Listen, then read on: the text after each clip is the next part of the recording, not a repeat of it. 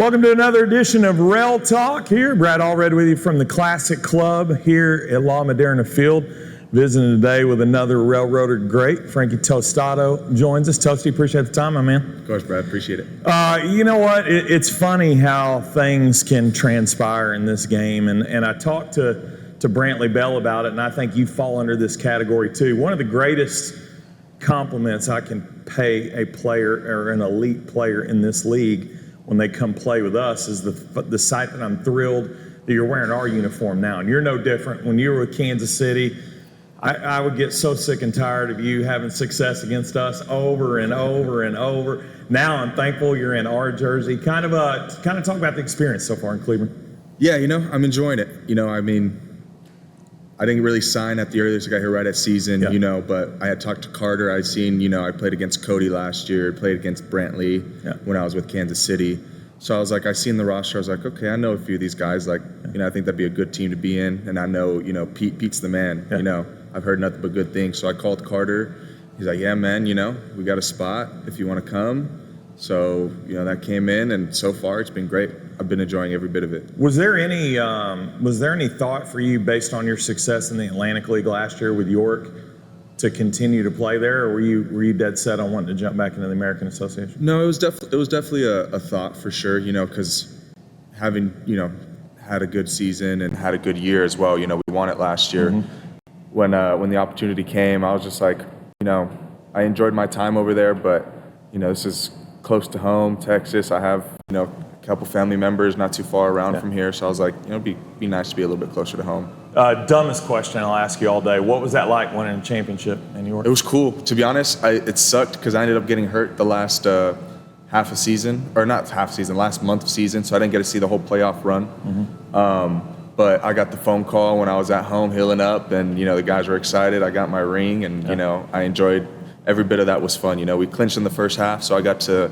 enjoy it with all those guys, at least for the first half. This team now playing some good baseball. As we record this, winners of 7 straight. What flipped the script? What happened, or can you pinpoint one particular thing to where now you guys are playing with confidence? Yeah, I think it just kind of clicked on both sides together. I think we had seen early on that sometimes pitching would do well and the hitting wouldn't come through, or hitting would do well and pitching would kind of not come through in certain situations. And then now we just both figured out, like, okay, it's okay if we're giving up a few because we're going to score a few, mm-hmm. And then the pitchers, get back in and they help us when we're not putting up runs. So I think it's just kind of everybody working together, everybody's comfortable, and, we're finally getting into that pace that we knew we could hit. Interesting clubhouse. A lot of different dynamics there, right? You got some former big league guys, Malix and Delano and Oscar and Cody. You got guys that have had tremendous amount of independent success. Yourself, Brantley, Carter. Got some young guys. Caleb McNeely really coming to his own. What's it been like from a personality dynamic in that clubhouse and everybody kind of gelling together? Yeah, I think it's once we all kind of figured out who we were, and that's the kind of game we got to play. It really helped out. I think early on, guys are trying to maybe certain situations, I want to do more or something than that. It's like, no, I think we all figured out, if we can all do what we do best, the team is going to have a lot of success. I want to talk about your pregame routine. You're really, now that I've gotten to know you and been around you for 40 plus games now, you're a guy that I would call very methodical. You're very set in your pregame routine, mm-hmm. from your stretching in the clubhouse to it's almost like, when it's time to play baseball, you can be the guy that's cutting up, having fun with everybody, but when it's time to go to work, it's time to go to work, and you become very, very centered around that process and preparing for a game. Talk about that and kind of what your routine and what you go through to prepare. Yeah, I found my routine, I would say, in 22, my early years of Double-A. It would kind of mix in a little bit here and there, and then the following year, or in 22 was the second year. So yeah, I had a really good hitting coach that just told me, he was like, as far as a hitter, you have to do things to be prepared, whether that be an hour before you start your hitting or whatever it may be. So for me, stretching just really helps me feel like in tune. I know where I'm at. I know if like, okay, my legs are a little sore today, so I'm gonna have to, really work harder today to stay in them and not, and pull off or something like that. So stretching just helps me kind of find where I need to be as even. So then when I go in and I do, you know, my hitting routine, it's the same thing. You know, I can tell like, okay, you know, I'm a little sluggish today on the pull side, you know, so maybe I want to try to see some balls deep and try to go the other way. Or sometimes, you know, I'm feeling, you know, free and it's like, okay, you know, if they want to challenge me inside, I can, you know, try to churn and burn today. One of the things I respect about your approach the most is I'm a body language guy. And if someone was watching you and did not see the result of your bats and just looked at you by your body language, they'd have no idea whether you went 7 for 10 or 0 for 30.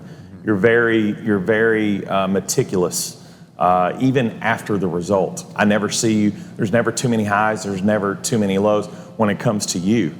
Now, the reason I point that out is because I will see you in the front of the line celebrating one of your teammates, and you do have the highs when you're celebrating them and their success. What is it that keeps you so grounded in terms of your performance? Yeah, you know, I would say it's more so like my outlook. I think it's me against the pitcher, you know, and not so much the fielders are just kind of there, you know. So sometimes, as long as I beat the pitcher, I think I had a good at-bat in my eyes, you know, whether that be a hard ground ball and somebody makes a diving play on me and gets me out, well, it's like, okay, you know, he needed help to kind of get me out, you know, in that situation. That's how I see it. Yeah, you know, there's times where, you know, I get myself out of my at-bats and I want to let it go, but I do realize that with that comes, you know, the good at-bats where, you know, I may take a swing on a bad pitch, but I get rewarded with the hit, you know. So you got to take the good with the bad, not every, you know, the bad, ugly, pretty, whatever it may be. As long as, you know, I'm having fun, the guys are having fun, and we're winning, I think that's, you know, what makes it enjoyable. I would be doing a grave injustice for our fans if I only focused on what you do offensively, because in the field, and I've said it before, and I'll stand behind this comment, you are the best defensive first baseman in this league, bar none. You've shown that in the first 40 games. You take a lot of pride in your defense as well. Yeah. I have seen plays where there have been hard hit balls at you. I'm talking 104, 105 off the bat. And if you don't make the play, it's almost as if you're looking at yourself like, how did I not make that play? I call that out because that's the standard that you hold yourself to defensively. I've seen you and I have laughed together before. I've seen you make some plays, some over-the-shoulder catches that I still to this day have no idea how you caught those balls. Talk about the pride you take in your defense. Yeah, you know, that's something that I always enjoyed doing, like growing up. I enjoyed, you know, I came up as an outfielder. I played receiver for football as well. And I just, when that ball goes in the air, it's more interesting for me to, you know, go and try to get it. So then I see that same thing on the ground. Like if that ball's within a vicinity that I can get to, I want to get to it, you know. And I, like you said, I do kind of hold myself to a standard. So some of these, you know, sometimes, you know, these guys hit some hard balls and I can't get there, but I'm like, I feel like that should be an error sometimes, you know, on some of these things, because I'm like, I can get there, I just didn't get there this time, you know, little things like that. But, you know, I see it more so like I would learn from, you know, Will Clark, one of my favorite first basemen ever with the Giants, you know, when I moved from the outfield to first base. And, you know, the way he would work with me and my other coaches as well, you know, really honed in that, like, you know, that you got to take pride in playing first base. You know, when these guys make a good play and they come up and they're not looking and they, you know, might short hop you or something, he goes, you know, you take pride in finishing that out, you know. So, you know, that comes from, you know, that old teaching I got early on in my career, you know, transitioning from the outfield to the infield, that, you know, when you're lucky enough to literally have, in my opinion, the best first baseman to play, you know, I think I kind of want to play to that same standard. Well, last question for you about baseball before we have a little fun. And I asked this to Cody Thomas a while back. We had a conversation in Chicago about, in professional baseball, the circle is so small and the margin for error is so small. Being a player like yourself at such an elite level. In your time with the Giants, you were great at the AA level. Do you hold any ill will in your time in affiliated baseball, just from the perspective of feeling like, okay, what more do I need to do here? Like you're succeeding at that level, but I often say baseball is a game. Sometimes she doesn't love you back, right? And it's the ebbs and the flows of the game. Yeah. In your journey through affiliated baseball, do you harbor any resentment or any frustration over it not going further than what it's gone thus far?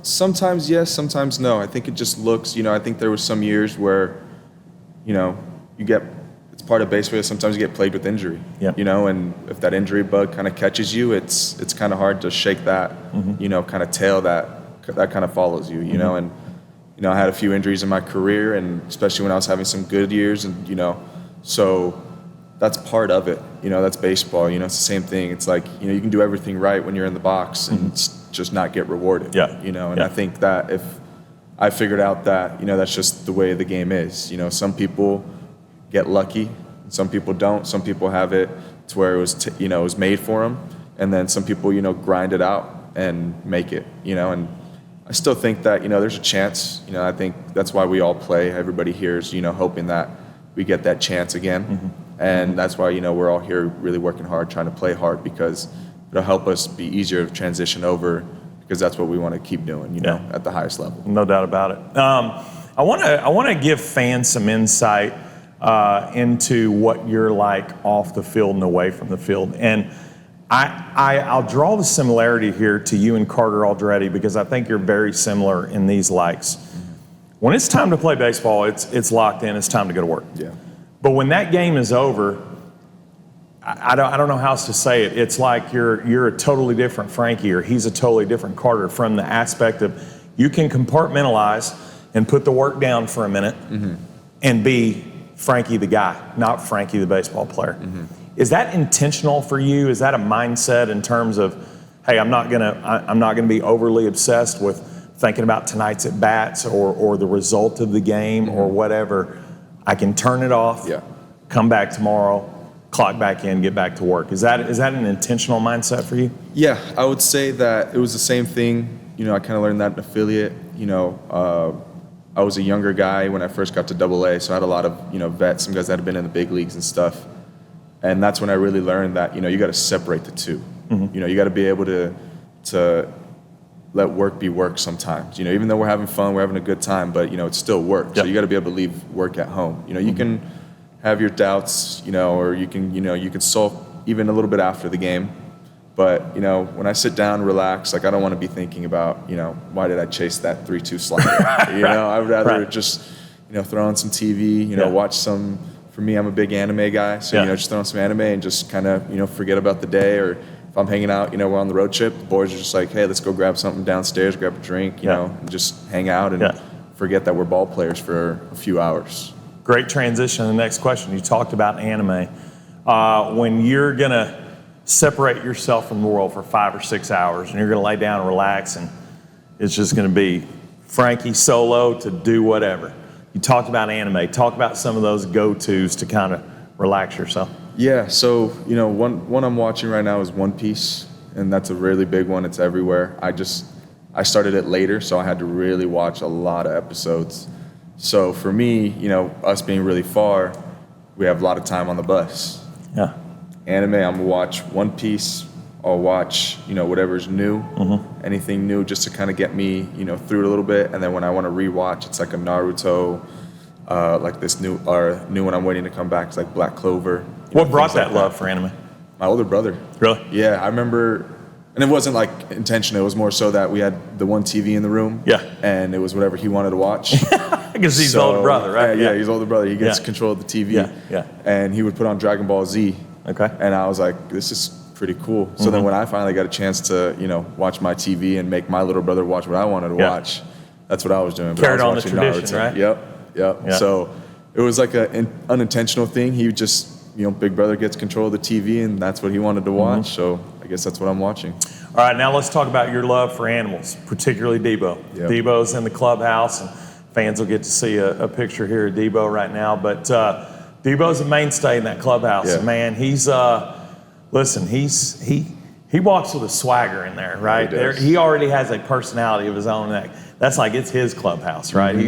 I don't even want to. The watchdog is too low hanging of fruit. Yeah. Deebo deserves more than that. But talk about Deebo and kind of his personality and your relationship with him. Yeah, man, that's just Deebo. You know, he's we call him a Velcro dog. He just wants to be right next to anybody that's around. He'll just sit right next to you no matter what you're doing. You know, we always say that he's afraid of water. But if we were all going down in the water, he's jumping in because he'd rather be with us than be safe. Yeah. You know what I mean? And when he comes into that clubhouse, he just once he got to know the guys, I was like, oh, it's over. He's on guard mode. He's just gonna hang out. This is his clubhouse. If anybody comes in here that he doesn't know, you're gonna hear about it. Yeah. And as you see when you walk in there, he's got that big loud start, like, oh, I'm a big dog, and then he realizes it's you, and he just calms down, turns into that little 8-year-old puppy that he is. Yeah. Obviously, your relationship with him, speaks for itself. But are you like? Does he get what he wants in terms of, are you a softie? Like, is he, if he wants to crawl up in bed, if he wants to crawl up on the couch next to you, does he have free reign to do whatever? Oh, yeah. Our house is his house, and it's funny because he'd rather be with us that, we can leave the door open and not even know it, and he just will sit there and stare outside, but won't go because none of us have left. Right. So that just lets me know that, like, all right, he wants to be here. He enjoys being with us. So I think I should allow him to have free reign, wherever we're at. He's not sitting at no dinner table. Right. I mean, he has a few times, but he's just he's a member of the family. My parents were so growing up, they weren't very big on dogs until it was one of those things where when your two oldest kids bring home a dog one day, and you're just like you grow to love them. Yeah. And now they love my Deebo. They love everything about him. He's just another member of the family. Now, your fiance, does she feel the same as you in terms of Deebo, and like he gets whatever he wants, or is she more of a disciplinarian, or is she the softie like you? No, she's the softie as well. Yeah. Yep, it's the same thing whenever he goes over to her house with my father-in-law and them over there. Same thing, free reign. If he wants to be on the couch, he's on the couch. If he wants to be outside or wherever, he's the ultimate dog in the terms of like just wants to hang out, just wants to be there, just wants to, we're doing nothing, he's going to do nothing with us. All right, now I want to ask you about a few of your teammates. I want to start with Carter Aldretti because he was the kind of the bridge that helped bring you to Cleburne. Talk about what he means to this team and how important he is on the field for this team's success. I love Carter, man. He's the dude, He brings good energy. He's a heck of a ball player, whether it's, doing it in the batter's box or he's on the field, and he's always just got that good energy, the good vibes. That's just like, we're here, let's have a good time. And if we're having a good time, we're going to win a lot of ball games, and I had playing with him in spring, you could see that, and when you have friends that, get moved up that were friends with him and you talk and they're like, no, this is my guy. It's like, then, now you're my guy, so when we would hang out, it was always good. Like I said, he's just bringing good vibes, positive vibes, and he just wants to win. Now, interestingly enough, you guys were together in the Giants organization, but never played a game together. Some spring games and whatnot, but just the way baseball works, never lined up for you guys to share the same clubhouse. Now, once you've gotten here, had an opportunity 40 games in to play with him, is it everything you thought it would be in terms of him as a player and your relationship and getting to know one another? Oh, yeah, 100%. Like I said, I had plenty of buddies that had gotten moved up that were teammates with him before. And unfortunately, I had got injured when he did get called up. Otherwise, we would have been sharing, we would have been the hot corner together. Or, Carter's the man. He was playing everywhere at the time. He might have been in left, might have been in right, playing shortstop as well. So, I was excited, but like we said, it's baseball, the injury plague, injury bug kind of gets you sometimes. But like I said, all my buddies had nothing but good things to say about him as a baseball player and even more better things as him as a person. Now I want to get some of your impressions on some of your other teammates. So I'm just going to ask you some rapid fire questions and you just name a teammate that fits every scenario. Okay? All right. Guy in that clubhouse that makes you laugh the most. Johnny Bardage. Why Johnny? Johnny's just a ball of energy, man. He's great for the clubhouse. He's always got happy man that's just excited to be here, ready to get after it and have a good day. All right, there's a guy in that clubhouse that gets a little too fired up, and he's one of those, boy, you want to stay out of his way. Who's that guy? Oh, man. To be honest with you, I haven't really seen that yet. Yeah. I think, from what I've seen, everybody's been pretty calm. I think they've been coming kind of with the highs and lows, so I haven't seen anybody just, let it eat yet. Yeah. Guy in that clubhouse that just can make plays or do things that just make you go, wow. Oof. Probably McNeely. Yeah. I played with him last year in York for the stint a little bit, and I was like, man, this kid's really good. And I think that was maybe 20 games, 40 games in now, I've seen him and I'm like, yeah, that kid can make some plays. If there was going to be an eating competition, who can put down the most food in that clubhouse? Oh, man. Eating competition. Yeah. Honestly, I've seen Scotty put down some food. That's exactly what I was going to say. Yeah, he's always eating. He's eating. He's either playing baseball or eating. Yeah. So yeah, I'd probably give it Scotty. I've seen him, Where does he put all that? Where does he put it on? Man works hard. Yeah. Works hard. Tell us about your first 40 games of Pete. You talk about Pete being the man, and Pete's a guy that can be all fun and games. He can be dancing in the clubhouse, getting people laughing 1 minute, but then he can be, hey, it's time to get it done, Pete. The next. Kind of talk about your experiences with Pete so far. Yeah, I like a manager that's going to be honest. It's like when we're having highs, he's right there with us too. And even when you're not doing too well, he's still right there, but he's just going to be more honest. He was like, when I was having little struggles, he's like, hey man, your hands are coming with you. You gotta have that separation. You have that separation, you're gonna go back to where you were. Mm-hmm. And sure enough, you listen, you do it because, Pete's been there, he's done that. So that's always a good thing, is like, you're not just listening to somebody, telling you what to do. It's like, he's been there, he's done that. So it makes it so much more relatable as a player. Last question for you. 60 games to go in this season. And I think anyone that knows, for sure, everyone in that clubhouse and then fans know that this team certainly has the talent to go the whole way. What will it take from this team in the next 60 games to realize their ultimate goals? Just keep doing what we're doing. I think right now everybody's doing what they have to do. The pitchers are getting in there, throwing strikes, getting ahead, and keeping us within range. And the hitters have to come in and score some runs, make some pitchers, throw more pitches, get into the arm. Kind of tire down these bullpens a little bit. But ultimately, we just got to trust each other. Mm-hmm. I think that's what a lot of us have been seeing, is that, as long as we got each other's backs, good things are going to happen. And that's kind of the way we're trending right now. Last thing for you, I'm going to close the interview out with this. The elephant in the room, or actually, we can call it I don't know, what is bovine? I guess he's a cow. I want to go back to Milwaukee. There was no one more excited for you than me with that 8th inning double to end the series in Milwaukee. They played the soprano bit for you the whole series. Did you hear it on the field? Were you cognizant? Were you aware of it when it was going on?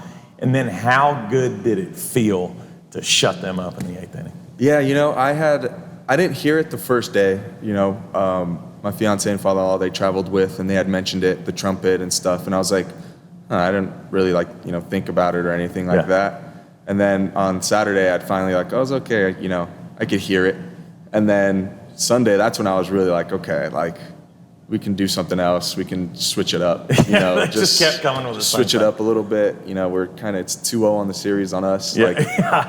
Might not be working, but they did. And then luckily we got an insurance run, and we were able to close out the series like that.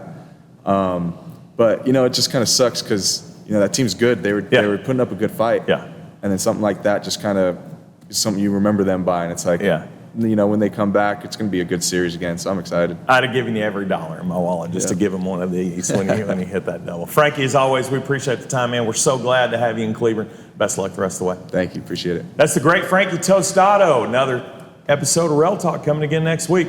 Appreciate it, fans. Thanks for tuning in, and go Raiders!